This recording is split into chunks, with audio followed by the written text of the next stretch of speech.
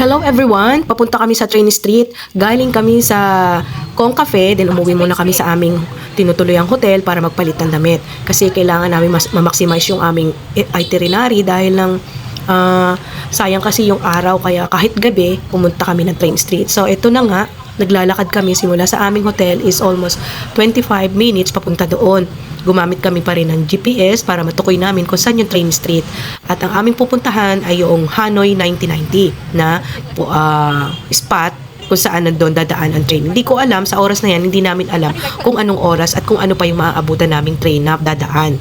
So, nagbabaka sakali lang kami na baka matapatan namin yung oras na dating ng train, yung daan niya. Kasi almost, 7 o'clock na yata ito ng gabi nung pumunta kami. Naglakad kami dyan dahil ng habang binabaybay namin yan, syempre bago tayo sa lugar, panay ang video ko para ma-share ko na rin sa inyo yung aming daan papunta sa Train Street. So malapit lang naman siya, kaya lang syempre pag 25 minutes mahirap din maglakad. Kaya lang syempre dahil bago tayo sa lugar medyo nakakalibang dahil ng marami tayong nakikita na bago sa ating paningin.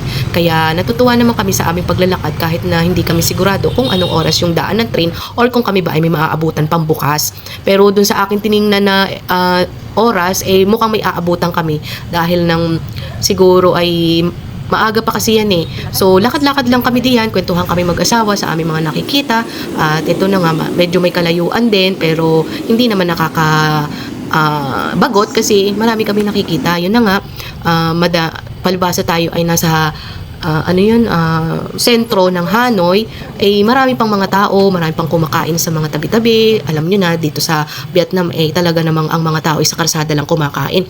Marami na ring sarado kasi anong oras na yan,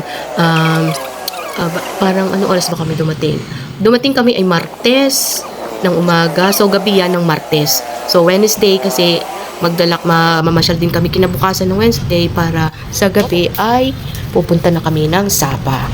Ay di ayan na nga, lakad kami ng lakad. Sabi ng GPS namin, you have reached your destination. Sabi ko, nasaan yung destination na to? Wala namang karsada kaming nakikita na paliko, pakanan o pakaliwa, wala. Tapos may nakita kami puwang na may pito kami nakita. Tapos may lumabas na Amerikano. Sabi ko, kung yun ba yung daan? Sabi niya, yes, you can go. Sabi nga nun. Pagpasok namin, yun na pala yung Train Street, yung kabila ng building na hilera na sunod-sunod na tindahan. Kaya saktong-sakto yung pinasukan namin. Ayun yung Hanoi 1990 na aming pupuntahan. Buti na lang, may access sila sa labas. Yung palang pinagsimulan namin na pagkalayo-layo na nadaanan namin na isang street na tindahan, ayun pala yung isang street din ng relis ng tren. So hindi kami dumaan dun sa entrance ng relis mismo. Doon kami dumaan mismo sa entrance ng tindahan na tinutumbok namin. Ay di kayo napakatalino ni GPS kaya ayan, sakto, galing naman. Pwestong-pwesto kami diyan kasi pagdating namin, pinaupo agad kami diyan nung may-ari nung 1990. Tinignan ko diyan, ito na nga yung Hanoi 1990 na nakikita kong favorite spot ng mga turista. Sabi ko, syempre kailangan. Look at me, smile! Ayan, napaupo kami, bali, konti na lang tao kasi nga nagpa-closing na. At sakto naman, sabi nung may-ari na babae, malapit na daw dumaan yung tren. Yung schedule, bali, schedule pa yung natitira after itong daraan na to. Kaya napakagaling ng pagdaan ako. Dumating na Diyos ko, ang aking pinakita ng diyan.